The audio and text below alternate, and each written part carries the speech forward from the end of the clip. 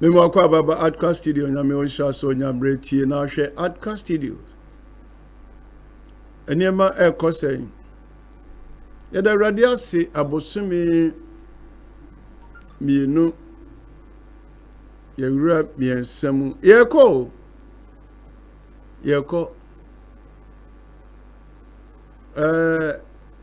dan saying Crawford or the saying ye di yafinshi dai yasi asanka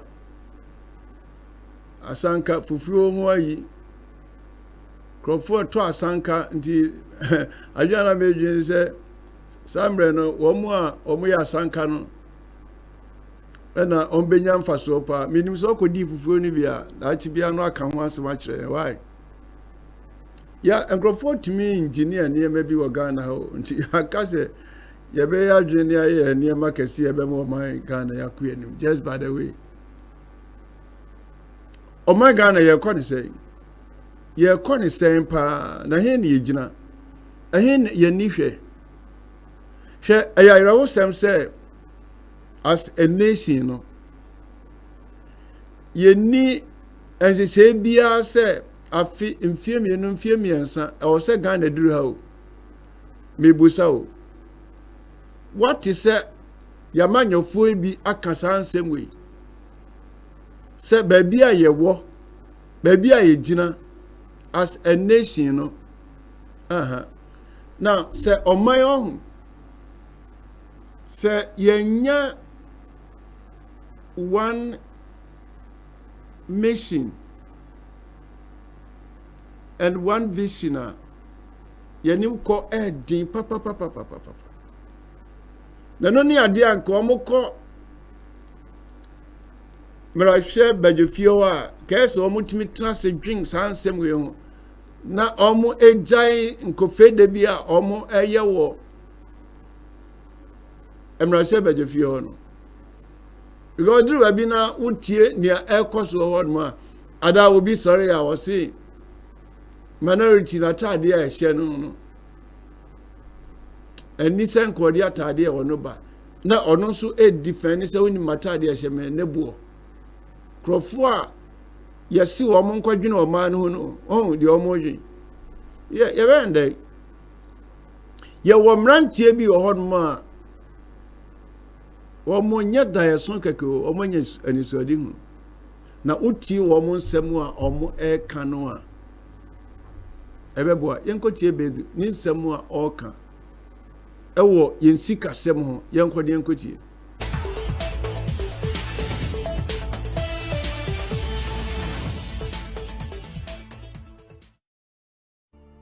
Hi, my name is HUBERT BAIDOO, Lead Economic Analyst of the New Force. I'm happy that we've met again to continue our discussions on matters concerning the Ghanaian populace, Africa, and the world at large. There's no money, period. There's no money and there is no political will. You need money to move economies. You need the human resource. But above all, you need the political will to begin. There is a lot of aid coming in for one of the most important sectors of our economy. There are a lot of loans also, and that sector is agriculture. I believe that agriculture could have been the savior of this country and the savior of African continent. Agriculture is what is developing Netherlands. Agriculture is what was holding Ukraine. Agriculture is what the world would need in the next 100 years, and it will never change. And Africa has more arable lands than any continent in the world. If there were cuts in foreign aid, although these sectors may be affected, we can begin to invest locally. We can empower local entrepreneurs to move heavily and aggressively into agriculture, mechanized agriculture, precision agriculture, to develop this country. The amount of money we can generate from just agriculture will be more than enough to fund our annual budget. If we decide to go into large-scale cassava, large-scale yam, large-scale cashew, we will not even be able to meet the demands in countries like China. We cannot meet the demands in countries like Switzerland, because they have multi-billion-dollar companies that depend on our cocoa. So agriculture is what we need to focus on. When the aids are cut, it will be affected, but we will begin to realize that we have to do it ourselves. Thanks to the new US government, who is declassifying some of these documents for the whole world to know. We have always known that these aids are doing more harm than good. We've seen clear evidence of some of these funds being used for projects that are so unbeneficial to the African continent. I don't want to go into the nitty-gritties of the situation. The aids are conduits for them to continue to perpetrate all the extractive activities that are going on the continent of Africa. It's a facade. They create that illusion that the West is investing in Africa without any returns. It's a way for them to get into our lands, get into our rocks, get into our rivers, and pick all the minerals that they need without even reclaiming the lands, without treating the waters. It will surprise you to know that there is not a single Ghanaian-owned hard rock mining company in the country. Every single large-scale mining in the country is being carried on by a foreign company. And most of these foreign companies were sponsored by the IMF, the World Bank, and all the big banks that you know. So foreign aids are just facades. They are illusion. Averagely, USAID has been giving Ghana 150 million US dollars. I don't see how a country like Ghana cannot raise $150 million a year. The US, for example, has generated more than $1.6 trillion, $1.6 trillion in tax revenue just within the space of January and February. This is just to give you a perspective of how far we are behind. The tax revenue of the US in just 2 months is bigger, or let me say half of the entire GDP of Africa. You see, when you begin to think of things in numbers and scales, you realize how far you are behind. $150 million is no money that we cannot generate as a country. It is no money that we cannot have single companies generating as annual income. Why do we still depend on these foreigners to sustain our economy? We have not made a decision to move away from them. We have not made a decision to move away from the World Bank. We have not made a decision to move away from the IMF. We've been to the IMF 17 to 18 times, and the country is still where it is. And I am expecting that we'll go to the IMF again within the next 4 years, because there's a deep hole in our economy. But we don't have the willpower to put together structures that will turn this economy around. That's the problem. We don't have a leader that is willing to make bold decisions. We sadly have leadership that have been puppets of the West, that have been sponsored by the West, whose campaigns have been sponsored by the West. And because of that, they cannot break away from the West. This is the problem. This is the canker that is disturbing Africa. Well, we are a movement. We are an organization for the people. We are an organization for the Ghanaian people and for the African continent. We are not here to serve ourselves. We are here to serve the people. We are not here to take glory. We are here to give glory to Africa and the Ghanaian people. And so whoever is willing to work with us, we are ready. It's simple. Yeah. Assembly you. Assembly ni. Sikeni ho. There's no money. Sikeni ho. Ni ayabai sikeni Ghana. Sikeni ho.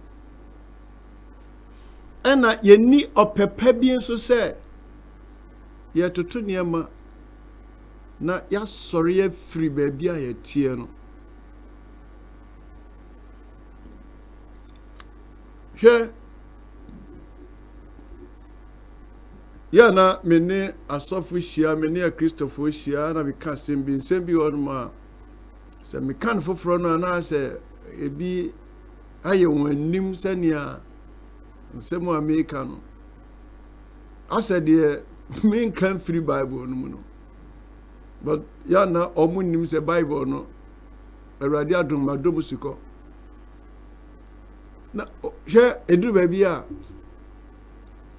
nyame ebesimu ye but ye nkyire nipa no se akwadworo na oye no nyame mfa bibia mfiri soro mre no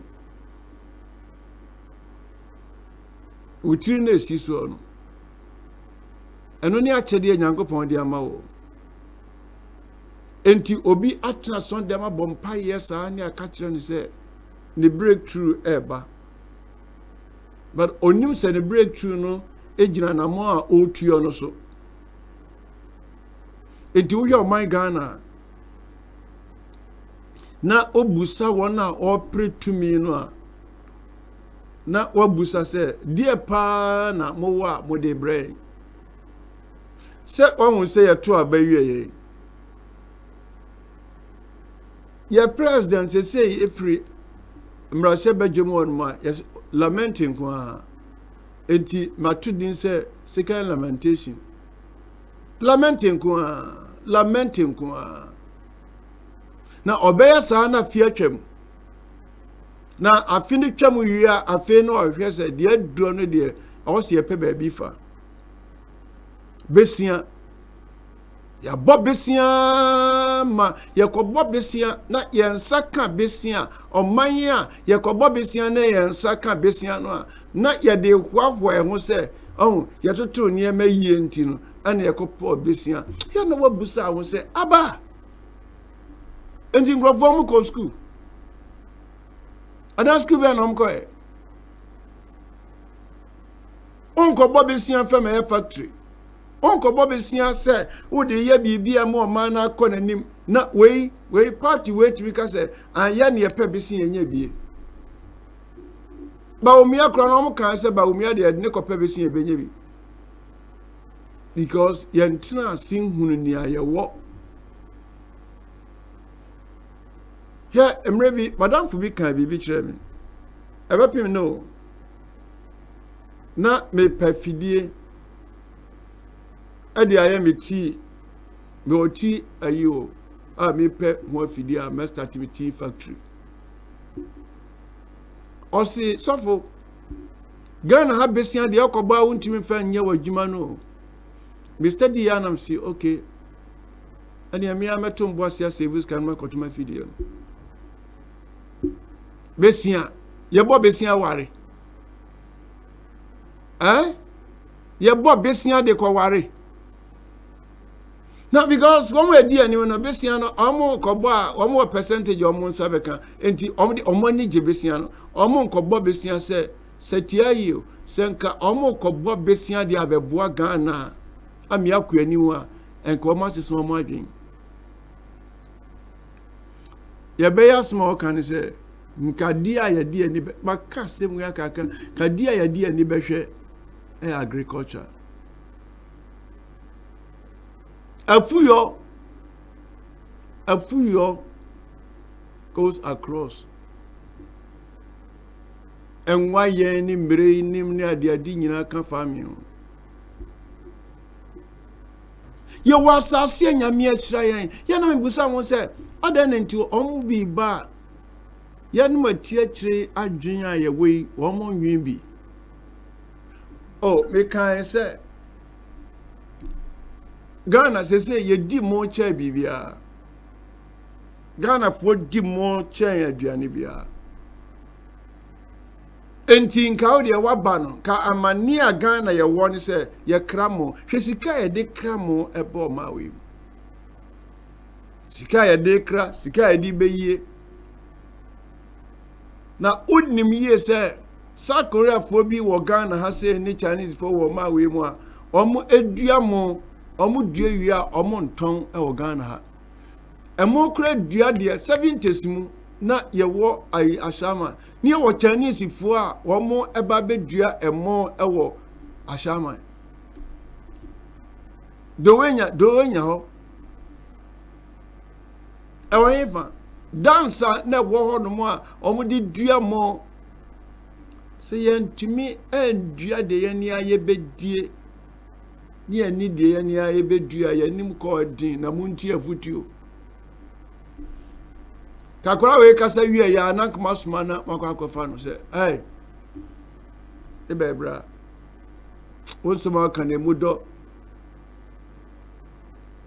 bodi asemunya ma pa okra na kwa be na befa so abebo ai omuntie because of political yi no bi akase na mo kofo bi akola kitwe adwin we ya wakora we mu ya enkwala adwin mi buza ya enkwala adwin osi na wo hwe wiase a enka ye beya ma ye niema no nka nkrofo beso ye soro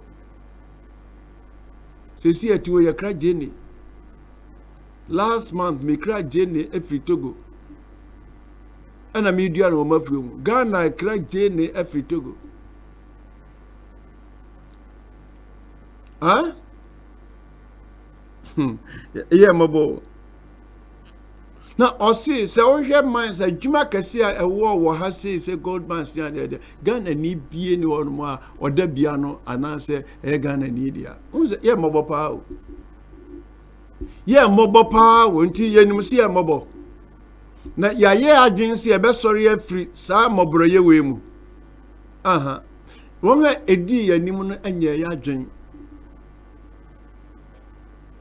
ona edi anim no ana wo a wodi akire nso no minim de hawo minim adekoro hawo ti yakachi what you asmo kan mama nka we are far behind yakachi ohwe ewiase a wo mo ma bia afi wo mo ko anim na wo mo ye niam akase bridge bi kura no a na nkeni so wo mo ye na wo mo aye Chinese for bridge bi omo ye se ehu o de yenhwe ye ni ankasa yensa ya Burkina Faso hey yo mama ba no yi nkrofon ko abrantie woni wan na adwin ba hwe ma Burkina Faso omo ye abrantie kaso be bibia afima na ye tudin afima ni ekobia no asembeni Ghana yada yenyane yo menti asio adi ebetumi ayame ye ho atoye ese enye nyame amya asase enti oman no agye tumu se nation fa fiase se wonim papa ya bie prisoners no ana wodi won ye kua na Abraham Traore de ni nyansa wo wo nyasam kitua o when ye ka se nyansa mu jamia nwene ho mu jamia nwene ho na soja fo hwe soja ni ne de oye Sesiano Sika yen yetimi so CCTV cameras no Abrantie betimi de abie the factory be 9 Yay, asembeni. Asembeni. Hey, me buso na ewudifo na abegu omayi mu na therefore there atimodinfo. Dabio Ghana your system ni amanyo sem no eya chebe yi o. If it's the Bible say or the same for nuane bayifo. Omo say niema bia ya bayifo. What you asema branch yika? She oko nothing regional. Enku ya yenya wo ho no enkrofo bi ebefa na on de niema kofrefrem ni asa abetoni amaye. Hwe ye koko, hwe ye coffee. Na edien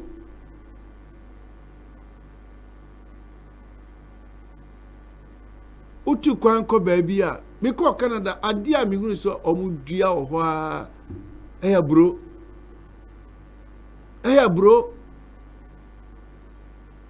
yentimi nnua ba yere wo ho yentimi nnua ba nchi wo ho we costo na banchi no ne sa ne manyina ni nyina free yay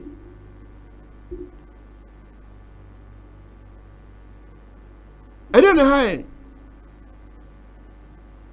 obi nso ba no okuta dwin se dabi ade achia nya ho nya na betene no ade wan so ba behwe atun se ade we achia pa o bo modern se wo tene no so ye wantimi antire obi wo ho no mo a oba betene no a asema o kan ye ma were ho e ma me se we are not ready as a nation no ye pe because obekwa sokra na ye beto nyom mramitiara mipe ye to dwumo wa Sunday enti ye pe